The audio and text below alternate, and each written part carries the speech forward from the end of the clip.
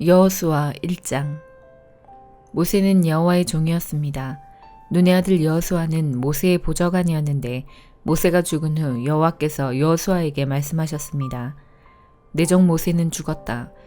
이제 너는 모든 백성을 이끌고 요단강을 건너가 내가 너희 이스라엘 자손에게 주는 땅으로 가거라. 나는 이 땅을 너희에게 주기로 모세와 약속하였다. 나는 너희 발바닥이 닿는 곳마다 그곳을 너희에게 줄 것이다. 남쪽의 광야에서부터 북쪽의 레바논에 이르기까지 모든 땅을 너희가 가지게 될 것이다. 저 동쪽의 큰 강 유프라테스에서부터 서쪽의 지중해에 이르는 모든 땅을 너희가 차지하게 될 것이다. 햇사람들의 땅도 너희의 것이 될 것이다. 내가 모세와 함께 했던 것처럼 너와도 함께 할 것이며 네가 살아있는 동안에는 너를 막을 사람이 아무도 없을 것이다. 나는 너를 떠나지 않을 것이며 결코 너를 홀로 내버려 두지 않을 것이다. 너는 힘을 내고 용기를 가져라. 장차 너는 백성을 이끌고 그 땅을 차지하게 될 것이다. 그 땅은 내가 이 백성의 조상에게 주기로 약속했던 땅이다. 힘을 내고 용기를 가져서 내 종 모세가 너에게 준 모든 가르침을 빠짐없이 지키도록 하여라. 네가 그 가르침대로 행하며 왼쪽으로나 오른쪽으로 치치지 않고 그대로 지키면 하는 일마다 다 잘 될 것이다. 언제나 율법책에 쓰여 있는 것을 입에서 떠나지 않게 밤낮으로 소리내어 읽어라. 그리하여 거기에 쓰여 있는 모든 것을 잘 지킬 수 있도록 하여라. 그러면 네가 하는 일이 다 잘 되고 또 성공할 것이다. 힘을 내고 용기를 가져라. 내가 명령한 것을 기억하여라. 두려워하지 마라. 네가 가는 곳마다 네 하나님 여호와가 너와 함께 할 것이다. 여호수아는 백성의 지도자들에게 명령을 내렸습니다. 진사회를 다니며 백성들에게 이렇게 일러두시오. 양식을 예비하시오. 앞으로 3일 후면 여러분은 요단강을 건너게 될 것이오. 여러분은 그 땅에 들어가 여러분의 하나님 여호와께서 주시는 땅을 차지하게 될 것이오. 그 후에 여호수아는 르우벤 지파와 갓 지파와 므낫세 지파 절반에게 말했습니다. 여호와의 종 모세가 여러분에게 말한 것을 기억하시오. 여러분의 하나님 여호와께서는 편히 쉴 수 있는 땅을 여러분에게 줄 것이라고 모세가 말했소. 요단강 동쪽에 있는 이 땅을 주실 것이라고 말이오. 여러분의 아내와 자녀, 여러분의 집 짐승들은 여기에 남겨두어도 좋소. 그러나 여러분 중 싸울 수 있는 사람들은 여러분의 형제들보다 앞서 요단강을 건너야 할 것이오. 여러분은 형제들을 도와야 하오. 여호와께서는 여러분에게 쉴 곳을 주셨소. 주께서 여러분의 형제들에게도 쉴 곳을 주실 것이오. 여러분은 형제들이 그 땅을 얻을 때까지 그들을 도와주어야 하오. 그 땅은 주께서 그들에게 주시는 땅이요. 그들이 그 땅을 얻은 후에 여러분은 요단강 동쪽에 있는 여러분 땅으로 돌아가도 좋소. 그 땅은 여호와의 종인 모세가 여러분에게 준 땅이요. 그 말을 들은 백성들은 여호수아에게 대답했습니다. 당신이 명령한 모든 것을 우리가 지키겠습니다. 우리를 어디로 보내든지 우리는 가겠습니다. 우리가 전에 모세의 말을 그대로 따랐듯이 당신의 말도 따르겠습니다. 오직 당신의 하나님 여호와께서 모세와 함께 하셨던 것처럼 당신과도 함께 하시기를 바랄 뿐입니다. 만약 누구든지 당신의 명령을 따르지 않거나 당신을 배반하는 사람이 있다면 그 사람을 죽여도 좋습니다. 그러니 힘을 내시고 용기를 가지십시오. 시편 120편. 내가 고통 가운데 여호와께 부르짖었더니 그분께서 내게 대답하셨습니다. 여호와여, 거짓말하는 자로부터 나를 구원해 주소서. 거짓된 혀들로부터 나를 구해 주소서.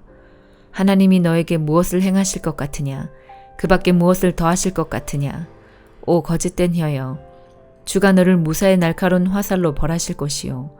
말라깽이 나무로 만든 불타는 숯불로 벌하실 것이다.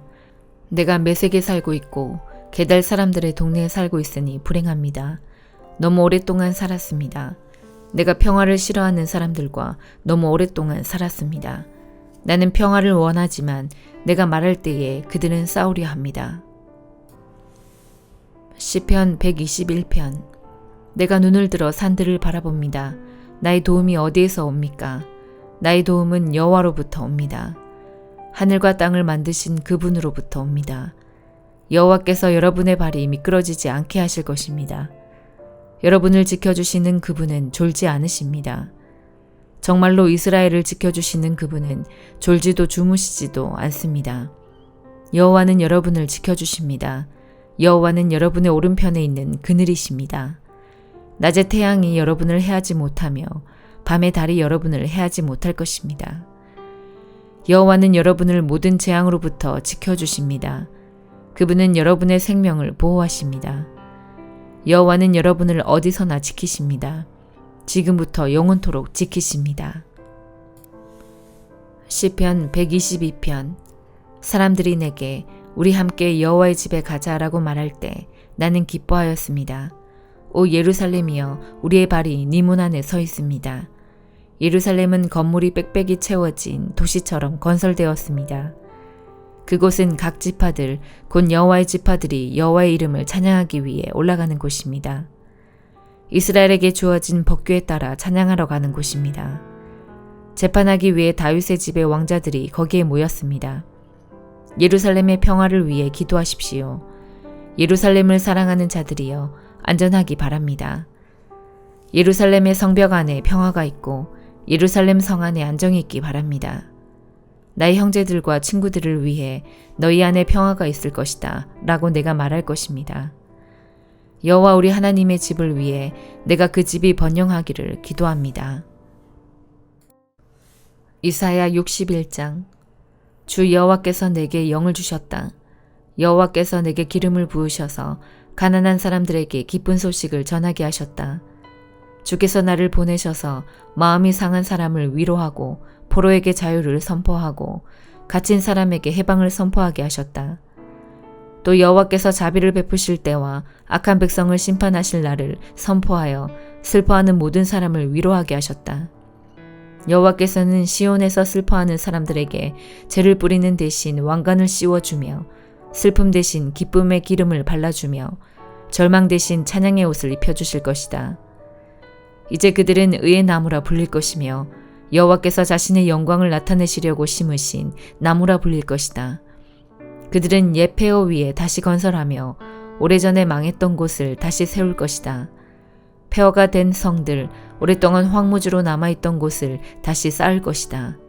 내 백성아, 낯선 사람들이 와서 너희 양떼를 칠 것이며 다른 나라 사람들이 네 밭과 과수원을 가꿀 것이다.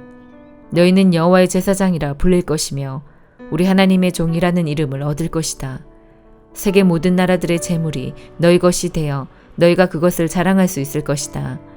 너희가 이제까지 당한 부끄러움과 불명예 대신에 갑절의 부와 더불어 영원한 기쁨을 누릴 것이다. 나 여호와는 정의를 사랑하며 도둑질과 모든 악한 짓을 미워한다. 그동안 내 백성이 받은 고통에 대하여 성실히 보상하겠다. 그리고 그들과 영원한 언약을 맺겠다. 모든 민족들이 내 백성의 자녀를 알게 될 것이며 그들의 자녀가 세계 모든 나라에 알려질 것이다. 그들을 보는 사람마다 여호와께서 그들에게 복 주셨다는 사실을 알게 될 것이다. 여호와께서 나를 매우 기쁘게 해주셨다. 내가 온 마음으로 내 하나님 안에서 즐거워한다. 여호와께서 나에게 구원의 옷을 입혀주셨고 의의 겉옷을 입혀주셨다. 나는 결혼식을 위해 단장한 신랑 같고 보석으로 치장한 신부 같다. 땅이 식물을 자라게 하며 동산이 그곳에 뿌려진 씨를 자라게 하듯이 주 여호와께서 의와 찬송을 모든 나라 앞에서 솟아나게 하실 것이다. 마태복음 9장. 예수님께서 배를 타시고 호수를 가로질러 고향으로 돌아오셨습니다. 그때 사람들이 중풍병 환자 한 사람을 침상에 누인 채 예수님께로 데려왔습니다. 예수님께서 사람들의 믿음을 보시고 중풍병 환자에게 말씀하셨습니다. 안심하여라. 아들아, 네 죄가 용서받았다. 몇몇 율법학자들이 속으로 말했습니다. 이 사람이 하나님을 모독하는구나. 예수님께서 그들의 생각을 아시고 말씀하셨습니다. 어찌하여 너희가 마음속으로 악한 생각을 하느냐. 네 죄가 용서받았다라고 하는 것과 일어나 걸어라 하고 말하는 것 중에서 어느 것이 더 쉽겠느냐. 그러나 인자가 땅에서 죄를 용서할 권세를 가지고 있다는 것을 너희에게 보여주기 위함이었다. 그리고 예수님께서 중풍병 환자에게 말씀하셨습니다. 일어나 네 침상을 가지고 집으로 가거라. 그러자 그 사람이 일어나 집으로 갔습니다. 사람들이 이것을 보고 두려워하며 사람에게 이런 권세를 주신 하나님께 영광을 돌렸습니다. 예수님께서 그곳을 떠나 길을 가시다가 마태라는 사람이 쇠관에 앉아 있는 것을 보셨습니다. 예수님께서 그에게 말씀하셨습니다. 나를 따라오너라. 그러자 마태는 일어나서 예수님을 따라갔습니다. 예수님께서 마태의 집에서 식사를 하실 때였습니다. 많은 세리들과 죄인들이 와서 예수님과 제자들로 더불어 함께 식사를 하고 있었습니다. 바리새파 사람들이 이것을 보고 제자들에게 말했습니다. 어째서 너희 선생님은 세리들과 죄인들하고 함께 어울려 식사를 하느냐? 예수님께서 이 소리를 들으시고 말씀하셨습니다. 건강한 사람은 의사가 필요 없으나 환자들은 의사가 필요하다. 너희는 가서 나는 희생제물보다 자비를 원한다라는 말씀이 무슨 뜻인지 배워라. 나는 의인을 부르러 온 것이 아니다. 죄인을 부르러 왔다. 그때 요한의 제자들이 예수님께 와서 말했습니다. 우리들과 바리새파 사람들은 자주 금식을 하는데 왜 선생님의 제자들은 전혀 금식을 하지 않습니까? 예수님께서 이들에게 대답하셨습니다. 결혼식에 참석한 사람들이 신랑과 함께 있을 때 슬퍼할 수 있느냐? 그러나 신랑을 빼앗길 날이 올 텐데 그때는 금식할 것이다. 그 누구도 새 천조각을 낡은 옷에 대고 깁지 않는다. 만일 그렇게 하면 새 천조각이 그 옷을 잡아당겨 더 심하게 찢어질 것이다. 그 누구도 새 포도주를 낡은 가죽 부대에 담지 않는다. 만일 그렇게 하면 낡은 부대가 터져 포도주가 쏟아지고 가죽 부대도 못 쓰게 될 것이다. 새 포도주는 새 가죽 부대에 넣어야 한다. 그래야 둘 다 보존될 수 있다. 예수님께서 이 말씀을 하시는 동안 회당장이 와서 예수님께 절하고 말했습니다. 제 딸이 조금 전에 죽었습니다. 오셔서 손을 얹어 주십시오. 그러면 다시 살아날 것입니다. 예수님께서 일어나 회당장을 따라가셨습니다. 제자들도 같이 갔습니다. 가는 길에 12년 동안 혈루증을 앓아온 한 여자가 예수님의 뒤로 와서 옷깃을 만졌습니다. 그녀는 속으로 예수님의 옷을 만지기만 해도 내가 나을 거야 라고 생각했던 것입니다. 예수님께서 뒤돌아서서 그 여자를 보고 말씀하셨습니다. 안심하여라, 딸아. 네 믿음이 너를 구원하였다. 그 즉시 그 여자의 병이 나았습니다. 예수님께서 해당장의 집에 도착했을 때였습니다. 예수님은 피리를 부는 사람들과 떠드는 사람들을 보셨습니다. 예수님께서 말씀하셨습니다. 물러나라. 소녀는 죽은 것이 아니라 자고 있는 것이다. 그러자 사람들이 예수님을 비웃었습니다. 사람들을 밖으로 내보낸 뒤 예수님께서 들어가셔서 소녀의 손을 잡았습니다. 그러자 소녀가 일어났습니다. 이 소식은 온 동네 사방으로 퍼져나갔습니다. 예수님께서 거기를 떠나가실 때 보지 못하는 두 사람이 예수님을 따라오면서 소리질렀습니다. 다윗의 자손이여 우리를 불쌍히 여겨 주소서. 예수님께서 집 안으로 들어가시자 보지 못하는 사람들이 예수님께 나아왔습니다. 예수님께서 그들에게 물으셨습니다. 내가 너희를 보게 할 수 있다고 믿느냐? 그들이 대답했습니다. 그렇습니다, 주님. 예수님께서 그들의 눈을 만지시며 말씀하셨습니다. 너희의 믿음대로 너희에게 이루어져라. 그러자 그들의 눈이 뜨였습니다. 예수님께서 그들에게 매우 엄중히 이르셨습니다. 이 일을 아무에게도 알리지 마라. 그러나 두 사람은 나가서 예수님에 대한 소문을 사방에 퍼뜨렸습니다. 그들이 떠나갔을 때 사람들이 귀신 들려 말하지 못하는 사람을 데리고 예수님께 왔습니다. 예수님께서 귀신을 내쫓자 말 못했던 사람이 말을 하게 되었습니다. 사람들은 놀라서 말했습니다. 이스라엘에서 이와 같은 일이 일어난 적이 없었다. 그러나 바리새파 사람들은 말했습니다. 그는 우두머리 귀신의 힘으로 귀신을 내쫓는 것이다. 예수님께서 모든 성읍과 마을을 두루 다니셨습니다. 예수님께서는 유대인의 회당에서 가르치기도 하셨고 하나님 나라에 대한 기쁜 소식을 전하기도 하셨습니다. 그리고 온갖 질병과 고통을 치료해 주셨습니다. 예수님께서는 사람들을 불쌍히 여기셨습니다. 그것은 사람들이 마치 목자 없는 양처럼 내팽겨쳐져 고통을 당하고 있었기 때문입니다. 예수님께서 제자들에게 말씀하셨습니다. 추수할 것은 넘쳐나는데 일꾼이 적구나. 그러므로 추수할 밭의 주인에게 간청하여 일꾼들을 추수할 밭으로 보내달라고 하여라. 아멘.